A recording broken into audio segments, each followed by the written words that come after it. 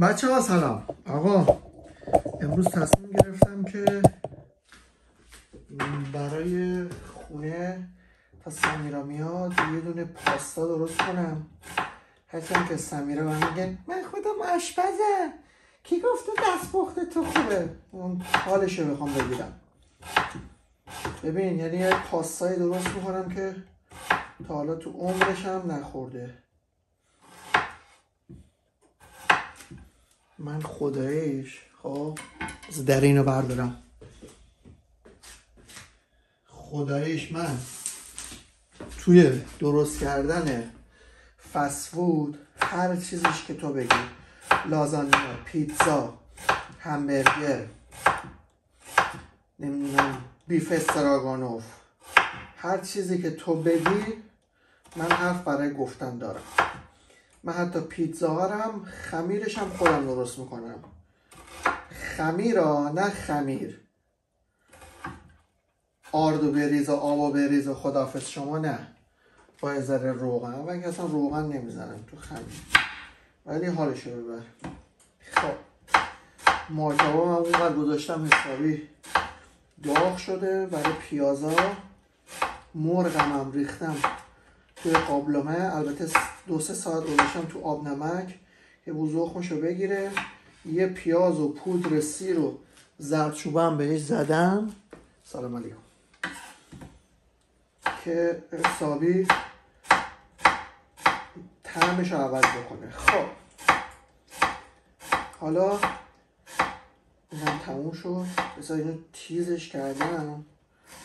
بهانه میاری تو خونه زندگیتون با چاقو تیز کن نریم. نه ها، ببین من با چی تیزش کردم، با ته اینقدر سابیدم بهش. خب بریم سراغ سرخ کرد. او مایتابمون اینجا یه خورده روغن، یه کیوچلی روغن بس.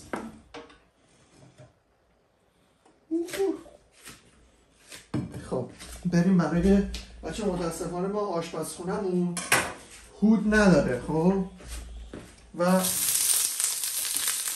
هرچی غذا درست میکنی و اینا بعدش باید بیای سریع پشت این بگو تا دیگه دعبین نرو. این چی اسمش؟ کاشی ها رو سریع دستمال بکشید، به خاطر اینکه همه بوی غذا و اینا میمونه. و مثل الان باید پنجره ها رو من باز کنم. خب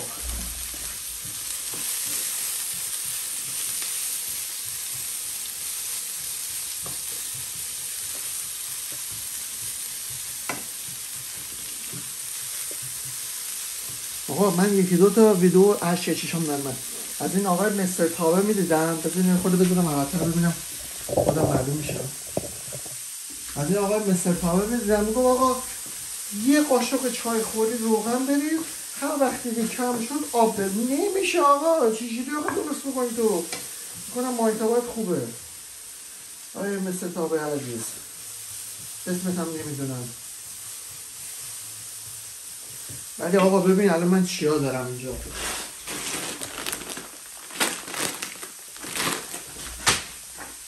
اینا هم رفتم مخصوص خریدم. این ریحون خودمونه با سیلیکون و از این پیاز تمدار شده است. میبینید شما؟ آره پیاز تمدار شده است. کنم نمازه پارمیجانو مادریانو ایتالیانو، این پارمیجانو و قارچ. و حالا وایسا ندید بچه ها بس کاریش نمونه. این رفتم فروشگاه ها، دیدم که شیر پرچرب و خیلی گرون زده و خامرم همجون گرونتر از این. بعد رفتم یهو دیدم از این خامه هاست که میریزن برای قهوه، بعد 99 سنت. گفتم حسول مگه همینو میخریم؟ اینقدر من آدم اقتصادی هستم. بچه اینم مرغ هم با سپایه ببرم جلو. یا مرغ. حالا شاید خیلی آدم براتون سوال باشه که این چیه. بله اینو وقتی ما زغال میذاریم اینو میندازیم روش 3 سود میگیره. اینجا هم چه گندی زدم. خب آقا من اول همه آشغالا رو جمع جور کنم. خب دوربین رو میزنم این بر جان توتون باشه، توتون باشه، توتون قلیون باشه، الفاخر باشه. خب اینا رو بذاریم اینجا، اینا رو برداریم آشغالا رو هم میدم. خب بچه‌ها غذا بذارم دوربین درسته؟ آره اوکی اینجوری بذارم بهتره. بچه‌ها غذا هرچی کثیف‌تر درست بشه. اینم کمش کن.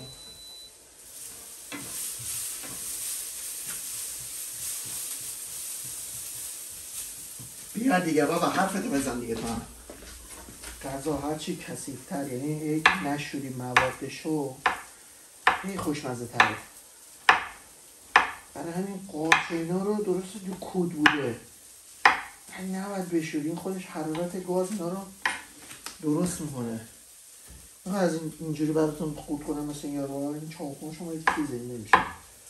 تا جایی که بتونم براتون ریز خورد میکنم. خواهر من داره سبزی رو ریز میکنه. زنم در حال آموزش زبان انگلیسیه. پدرم در خواب عمیق فرو رفته. من باختم، بعدم باختم، آبروی شهرم میبردم، فقط بذارید برم من. خب هرچی میبینید یه وقت هم که خیلی کثیفه زیاده، مثلا این کودش اومد اینجا میندازی بیرون، زیاد توجه نکنید. بعد به خانماتون و دوست دختراتون هرچند سمیرا بعدا اینو میبینه پدر مادر میره، ولی اینا رو نشون ندید، نگید که آقا اینا توش بوده، چون میدونه این زنها بددلن نمیخورن. ولی ما مردا که اینجوری نیستیم که. داریم البته یه سری پرنسس هم جدیدن اومده، ولی خب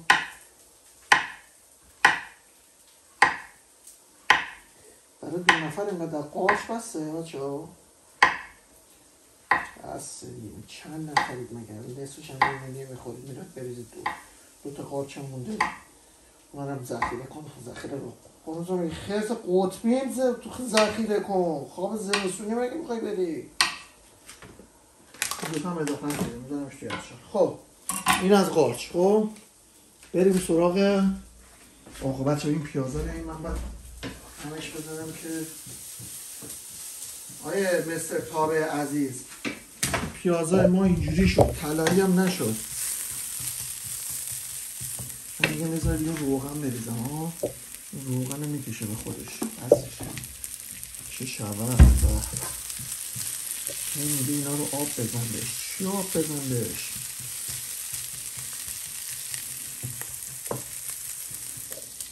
میگم یه بارم آب بزن بهش. آقا بریم سراغ پنیر پارمزان. پنیر پارمزان و ایتالیانو. اینو اینجا در میاری، اینجا جا داره. خب مرد حسابی نمیبینی از اینجا وا نمیشه، به زور بشه وازش کنی. بله به زور هم وازش کنی. این اول اینجوری خوردش میکنه. آفرین برو برو. خب آقا با رنده ریز نمیدونم الان خوب مشخصه یا نه.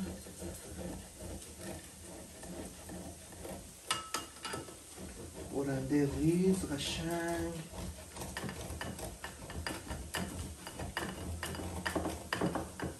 اینو خوردش میکنی. ببین یه چیزی میشه که نخوردی. من باید این پیازه رو هم بزنم. پیازه به جای طلایی سیاه شد. بیا آقای مستر تابه من یه ذره آبم ریختم روش ببینیم چجوری طلایی میشه. این رو میگه آب بزن بفرد. این هم آبم زدیم ببینیم. ای جان خودم فکر یه کار نرسه. یارو آشپزه. تو هم میخوری میگه برای چی آب بریزیم؟ بریز دیگه. تو چی کار داری؟ یارو داری میگه از بوز نمیفهمی واسه ما تز میدی. برای مردی میگه آقا آب بریز. وقتی اینجوری شد آب بریز دیگه. چرا فکر میکنی خودم دارم خیلی بارته.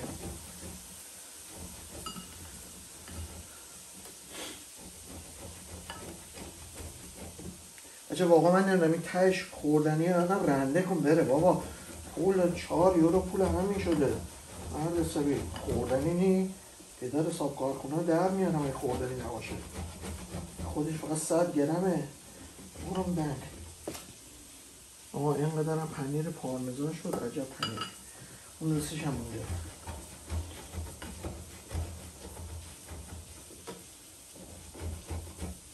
آقا ناموسن خوردنیه این آقا. این فقط علامت داره یه خورده.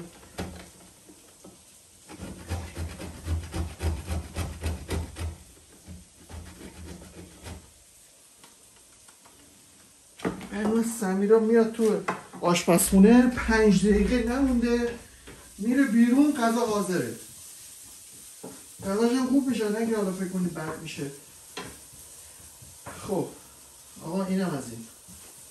خب حالا به سراغ ادویه رو واکنم. اول من ببینم چه بویی میدن.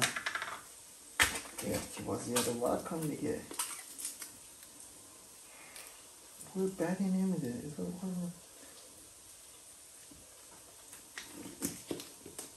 هیچ مزه‌ای هم نمیده.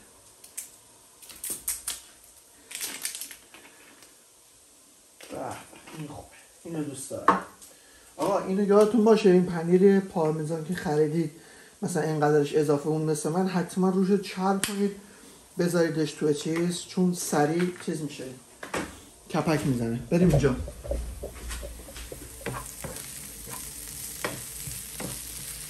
اینجا رو میگیریم مرد حسابی. نمیبینی میگم اینجا چاه.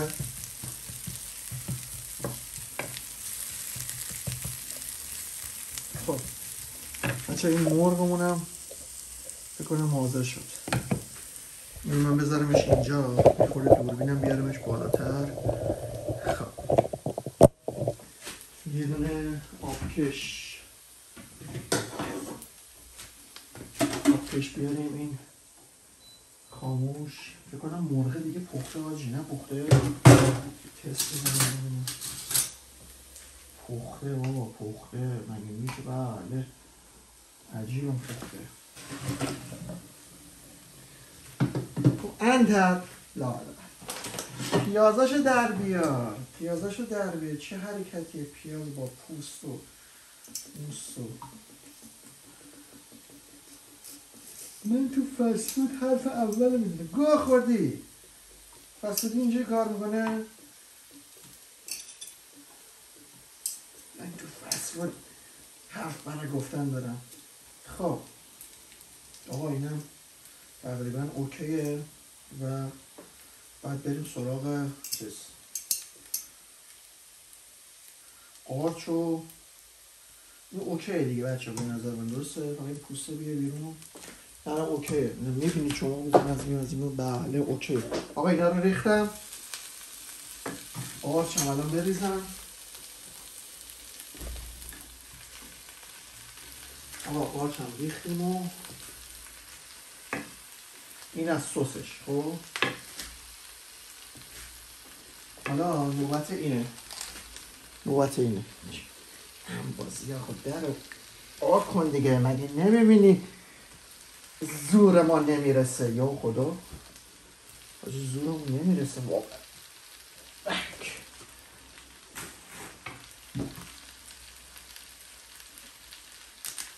باز شد. آره زورت نمیرسه.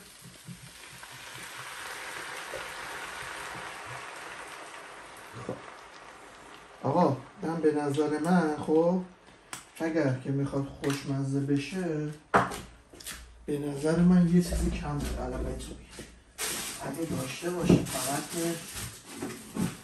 فکرم نکنه. اب نداره آقا. اینجا اینو من بذارم که نکنم نسوخته. آشپزخونه یا به گو زدی. آقا پودر سیر حتما استفاده کن. خب بعد فوت کوزه‌گری بعدی آقا کره رو حتما توش استفاده کن. آقای فست فود همینی بابا. خب بچه ها اینم از این. خب این مواد و اینو ما با هم دیگه هم میزنیم. الان این قارچا کوچیک میشه. خب بذارید خود حرارت ببینه کوچیک میشه. نگرانمون نباشید. یه خود از این ادویه که نمیدونم چی الکی خریدیم پول دادیم، یه خود از این ادویه. خب گرش هم شکست، کار بلد نیست بکنه که. آقا ریحون زیاد بزنید، با سیلیکون خیلی خوبه. خب بریم.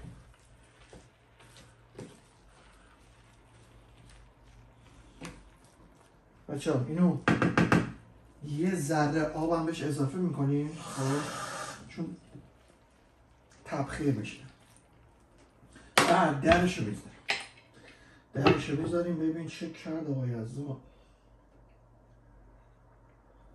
خب اینا رو میذاریم کنار. یه ذره آقا یه ذره اینقدر. خب معلومه؟ آره پارمزان هم بریزید توش حتما. حالا کی میخواد دستپخت تو رو درست کنه؟ حرف موف میزنی زرت پرت میکنی. بریز کار خودتو بکن. پارمزان ریختم توش، شما نریزید.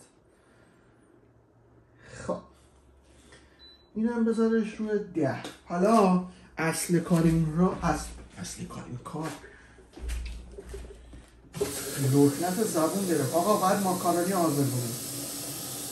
آبو میگذاریم جوش بیاد. آب کتری برقی برو برای جوش. خب باجی ناموسم ببین چی درست کردم. به جلوتر نگاه کن فقط. ببین نباش نرینی. این چی اینجا؟ مو کجا اومد؟ شف یزدان. خب آقا من برم اینجایی که ترکیده رو جمع جور بکنم. خب بعد میام دوباره. خب بچه ها تو این فاصله من رفتم آشغالا رو بذاشتم دم در پلاستیک. آقا یه داستانی برای ما درست کرده این آلمان. ببین فقط میخوام پول بگیرن. خب شهر داری بابت مالیات هایی که ما داریم میدیم آشغالا رو باید ببره. یعنی از کاغذایی که میبره بچه ها پول در میاره. خب من رفتم دیدم کاغذها رو یه جا انبار میکنن، پرس میکنن و میفرستن کارخونه برای درست کردن دوباره کارتون و مقوا و دستمال توالت. این درآمد داره. خب بعد آشغالایی که حالا اونایی که آلمان هم میدونم ما اینجا 4 تا چیز داریم، سطل زباله داریم. یه دونه برای آشغال معمولی، یه دونه برای آشغال بیو مثل چه میدونم مال چمن و نمیدونم شاخ و برگ و پوست میوه و پوست تخم مرغ و اینا رو هم یه کامیون مخصوصی داره در سطلا قهوه‌ایه. ها هر ماه یک بار میان میبرن و اونا رو میبرن کود کمپوزیت فکر میکنم از اون ازش درست میکنن. از اینم درآمد داره، یعنی میفروشن اونا رو. بعد آشغالایی که زرد رنگ در سطلشون اونا رو میبرن یه جاهای سورت میکنن و پوسته های آلومینیومش رو، این پوسته های چیپس و اینا رو ازش جدا میکنن، اونا رو هم میفروشن. یعنی ذوب میکنن، شمش میکنن، استفاده میکنن. و آشغالای معمولی هم که میبرن و میسوزونن دیگه. خب حالا یه قانون جدیدی گذاشتن شخمی که آقا ما هر وقت که بازرس بیاد، یعنی بازرس یه سرشو میندازه تو هر منطقه‌ای که دلش بخواد میره و ببینه شما آشغالا رو تفکیک نکردید هر خونه رو 25,000 یورو جریمه میکنه. گوش کردی؟ یعنی خب بگو پوفیوس شما از اینا درآمد داری از آشغالی که ما داریم تولید میکنیم، مالیات هم که ما داریم میدیم. خب دیگه جریمه کردن بابت چیه؟ بریم خفشی هستم بریم سراغ قضیه. خوی آقا این از این آبم که گذاشتم جوش اومد و خب مایتوارم شما نصفش هم میبینید. اینم من هم میزنم که بچه ها قارچا دیدید بهتون گفتم چیز میشه کوچیک میشه، قارچ کوچیک شد. ببینید میخواد این میاد بالاتر، اینو بیارم بالاتر که اوه چرا بالا اینجوری بگیریم. خب این هم از ادامش.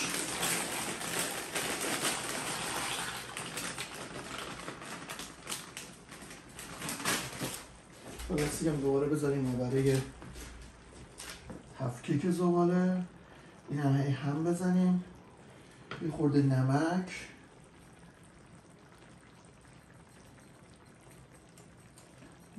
اینجا تموم شد از این.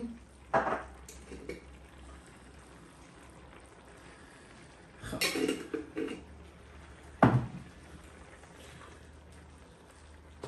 بچه این باید بذارم میبینی دیگه چند بار میخواد دور بینیم آشغال تنظیم کنی.